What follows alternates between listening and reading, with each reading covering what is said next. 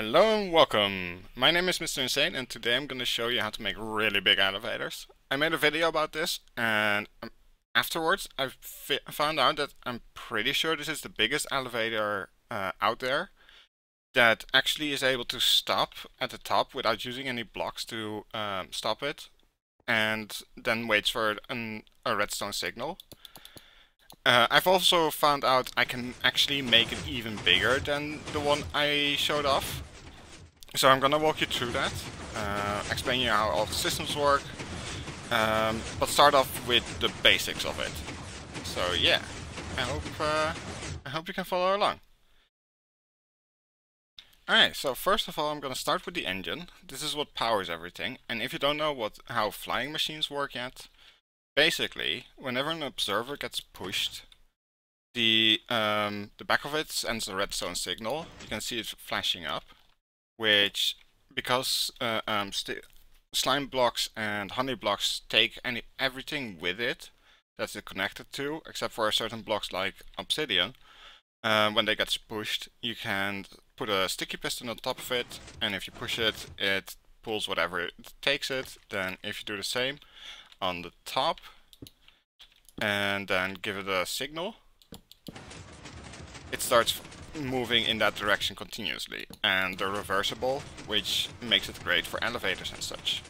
And there's a lot of people that already did this, but I've made a design that makes it bigger, is synchronous, and you can actually start and stop wherever you want it. So my design is like this, which looks like this. It has two extra pistons at the bottom, and it uses quasi-connectivity at the top, needing one less block. It also uses this one to power both these two through quasi-connectivity and this one. So you only need one observer, making the amount of slime blocks and everything you need as little as possible. Alright, so how to build them? First of all, you have the two pistons at the bottom, then a triangle of slime blocks, another piston on top of that, an observer that looks outwards, like that. I also placed that wrong, but that's fine. A honey block. I use the honey block because they're easier to use, and you kind of need to have slime blocks here, otherwise, because slime blocks actually transmit redstone signals where honey blocks don't. So in order for this one to work with all three of them, this has to be slime, and you can use either slime or honey here. And then if you place that there, this one connects, triggers this one, and then if you give it a signal, it starts moving. So that's the engine. This is going to power everything. And instead of using, as you can see, this one uses a block of obsidian to stop it still at the bottom and top. My design still uses the bottom one, but the top one is going to be changed into a redstone signal, and that looks like this. This one is going to power this piston, starting to push it upwards, and that's going to make it go up, like so. And then eventually it gets to a point where this redstone signal keeps this piston up, which stops the entire mechanic. And then once it gets turned off, this is an 8-tick pulse, which turns it off for 8 ticks, which is enough to make it go back down. So that's the basics of it. Now we're going to add things to it to actually move the rest. To actually push things out, we have the arms, which look like this. I'll build them over here, which is 3 out, 1 to the side, 5 out, and then 2 up. And then over there you have a observer with a piston on top. And on the other side you have 4 out, 4 up. And then on each side of it you have an observer with a piston on top again. Like so. There's going to be 2 obsidian blocks that stop the entire mechanic over here. But if you start it, you can see that it goes all the way up as normal as before. But now, because all of this is in the way, by turning it off, it doesn't actually do anything, and this guy needs an update quickly. basically, how I made this mechanic work is you send a redstone signal to these two pistons to push the arms down, and then you are able to send it back down. There you go. After that, you add the parts that actually push the platform, which look like this. 5 up on the furthest one and 4 up on these two. And then for the ones that are closest to the engine, you put them this way, and the furthest one goes sideways. Put sticky pistons on top of that, and that's gonna push the entire system. Now the thing is, like before, upwards, the arms had to be pushed down first. For this one, you need a redstone signal at the bottom that first pushes those up, like so, before the rest can pull it. Otherwise, the engine, I can show you. Otherwise, the engine is just gonna move on its own because it can't push that. And let's pull it back down. So if you actually push those up first, then it takes the entire thing with you. And again, like last time, it can't push this thing down, and also this one is now further up. So to get around that, you first push this down, push this up to pull that back down, and then push this back down so that this guy can push it back down.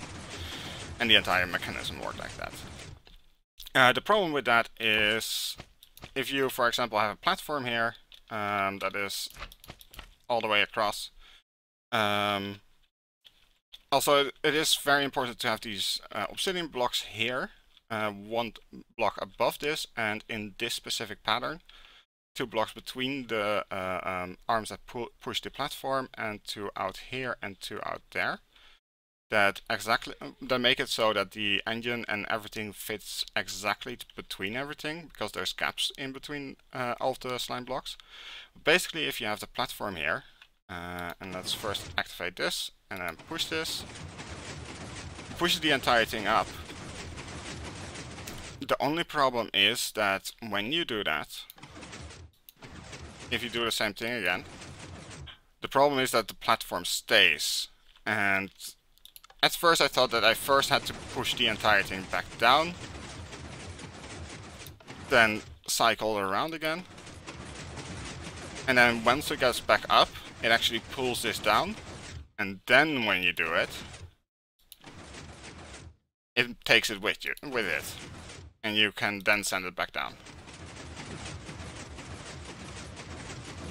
But that's a bit convoluted, and accidentally I found a way, a specific timing set that makes it work no matter what. It actually pulls it down. As you can see, everything is 1 block between here and there, so this is how it looks when it gets pushed up. And then if you get the timing just right, it actually takes it with it, and you don't have to cycle through going all the way down and up again. And that actually makes this all work. One thing to also note, which is very important, is that this line is honey blocks here, because there is a tile of slime blocks above it. Similarly, this one is honey blocks with slime above it, and this one is honey over here, so this one becomes slime. Now, this is a 9x4 square. These are tileable, and they're mirrorable in the other direction. So if you want to have this same system mirrored on this side, this has to be honey blocks, because honey blocks don't stick to slime blocks, and slime blocks don't stick to honey blocks. And you can only have 12 blocks, and if you put blocks on top of this, that's exactly 12. So for the mirrored version, these legs, the ones that push the platform, have to be the opposite color. So this one is going to be honey, this one is going to be slime, and this one is going to be slime, basically, if that makes sense. Alright, I'm now going to show you how to build the timer, because that's the thing that makes everything work. Without it, it's as you could see here, you have to cycle back and forth, but this timer is very specific to make it actually work the way it's intended, and you don't have to cycle back and forth, which is nice. Alright. Alright, so for the timer, the bottom section is basically just redstone right underneath all of the observers on the arm, linked up to an observer, linked up to the signal that for the lever that actually triggers the ascension. Now the bottom part, so the arms, they are 2 ticks slower than the actual engine, because this observer triggers this piston, which makes the engine go up. So basically I have 2 repeaters or 1 repeater on 2, which is also okay, because observers can deal with 2 ticks but not 3 ticks. Now for the descension, which is the hardest part, basically your slime blocks for the platform stop here. So the blocks on top of the slime block stop just one above it. Figure out how high you want it to go. And basically with a space of 5 from where you want the slime blocks to stop, that is where your stop signal starts. Which basically looks like this. And then 2 spaces beneath it is the reset trigger, which I'm gonna set up in a second. Oh, this is all the wrong way. There we go. And a redstone dust. This one is 2 ticks, this one is 1 tick. And this is basically the signal that says stop, which holds that piston, as you saw. And this one is to reset it and actually makes it go down without having to cycle back and forth. Then this is the reset signal, which just cycles a bunch, and it's basically just 2 observers facing the wall, which is a space of 2 below the other one, with 2 redstone dust here. Now this is a signal you can actually just like queue up, because this design is meant to be tileable, so I have multiple of the same setup next to each other. You can just send this signal to all of them at the same time, so that they're all synced up, basically. I'm going to start with the reset signal, which is basically, it kind of looks like a gear shift, or what you see on a gear shift, and then a redstone on all of it. And observers facing upwards. So let me first do this. 5 observers right above it in this setup. And then you're going to connect it with blocks of your choosing. Now on each of these there's going to be a repeater, like so, and all of them have to be on 4 ticks, with redstone on the corners, obviously. Then an observer facing into it, so that it basically just pulses 4 ticks around. This is going to send a lot of pulses to basically reset the arms. I think it's 10, but I'm not quite sure anymore.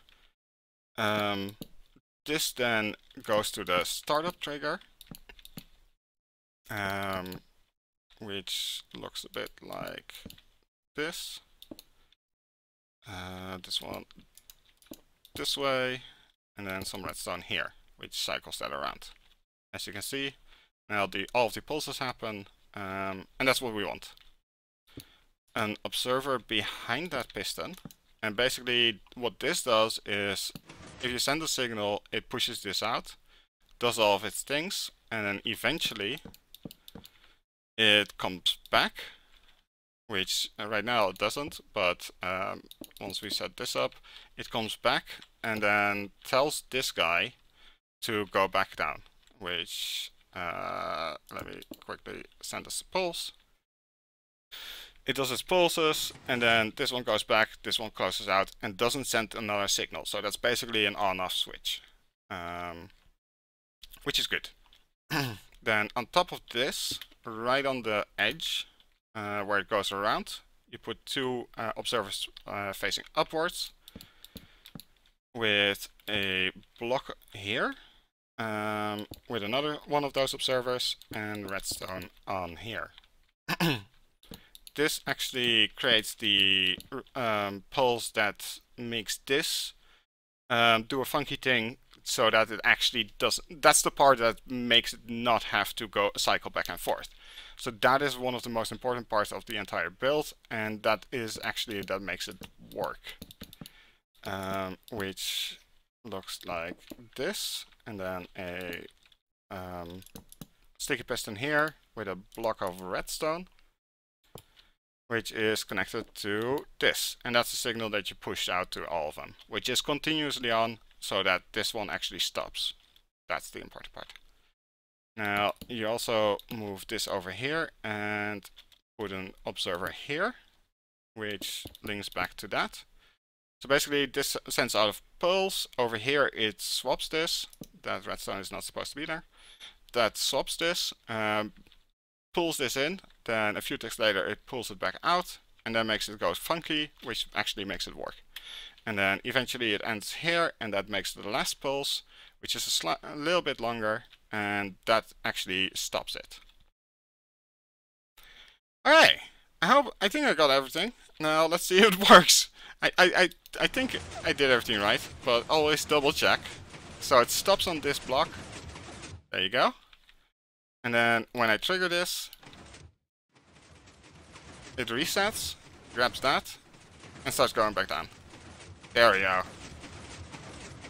And then you can cycle it again. I hope that makes sense. I hope I explained it nicely enough.